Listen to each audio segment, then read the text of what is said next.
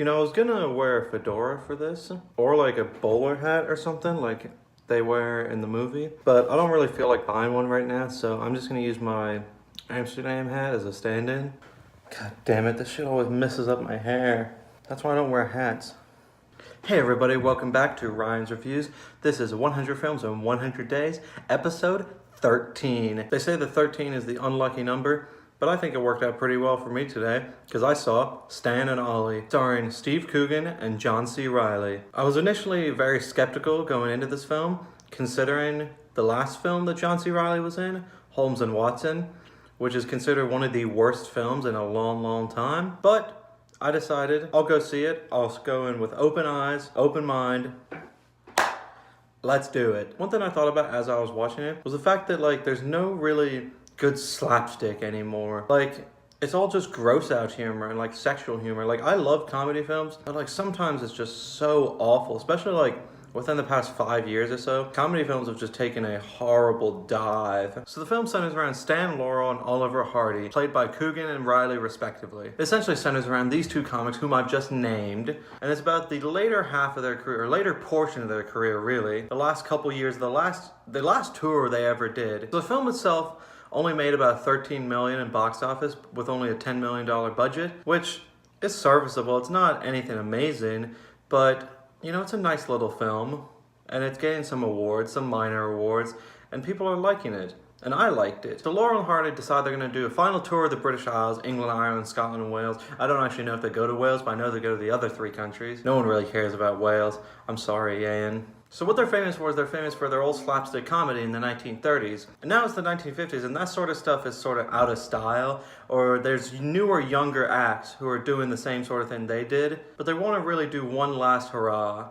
one last final tour to just go out with a bang, you know? A big reason I think behind that whole shift as to why they're not really successful anymore is because around in the 1940s, especially considering World War II happened, but in 1942, a little film called Citizen Kane was released, which really changed the film landscape. Films were no longer just bits of comedy or something to just keep people's mind off for the time being or just entertain them temporarily. It really started to make people think. Now, of course, there have been films prior to this, such as Metropolis. I don't actually know of any others. I need to learn a little bit more about my film history, the prior to the 1940s history. Because everything I know about prior to the 1940s is all comedy, horror, that's it. So I think that, even though it's not really mentioned, I think that does come into play a little bit about how times are really changing.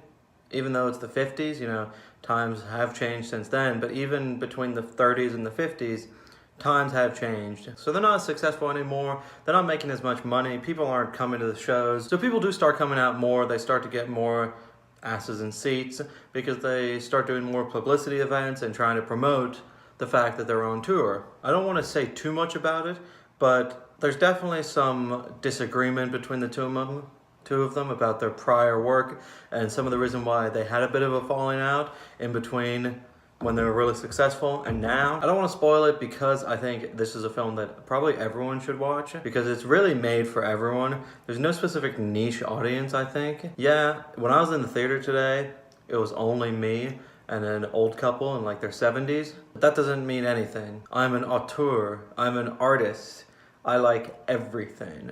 Oh, also speaking of that, yesterday was the Super Bowl. I know that this is gonna date my episode, but that commercial with Andy Warhol, I loved it. Magnifique. C'est bon, c'est bon. So, my horrible French aside, let's get back to the movie. So overall, I think the acting in this film was really, really good. I think John C. Reilly especially, actually no, that's a lie. I think they both did a really, really good job. I think they were equally really fun to watch. There were some really good lines throughout the movie, especially from Laurel's wife, who was basically a Russian mail-order bride. She had some really funny lines in the movie. They both have funny lines. It was all funny. It was really clever.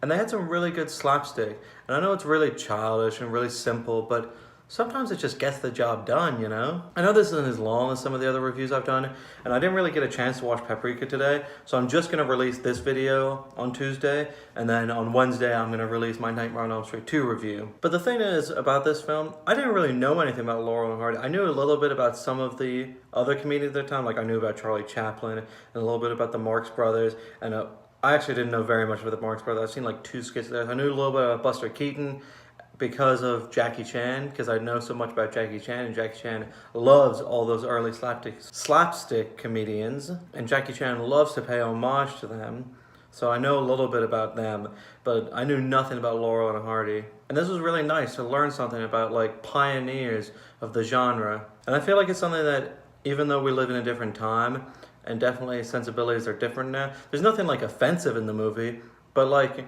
some of the things in this movie that like people would have found funny back in the 30s, we'd just be like, oh, that's just kind of silly, or that's just kind of goofy, or that's whatever. But I still found it very funny because they just implement it really cleverly, and it's just really simple and funny, you know? So overall, I really, really enjoyed this film. I don't think it's a masterpiece, but it's very good, and you should definitely go see it. And I'm really glad it got nominated for things like Golden Globes for acting specifically, because I think the acting was the real strong point. One thing I hadn't gotten a chance to mention yet was the fact that this film was only made for $10 million. I already mentioned that, but the sets on this film were unbelievable, so beautiful. I loved looking at it. It was just a fun to look at film, as well as fun to listen to. So overall, I know I keep always saying so overall, but it's a really good film, and I definitely think you should check it out. I'm gonna give it a 4 out of 5.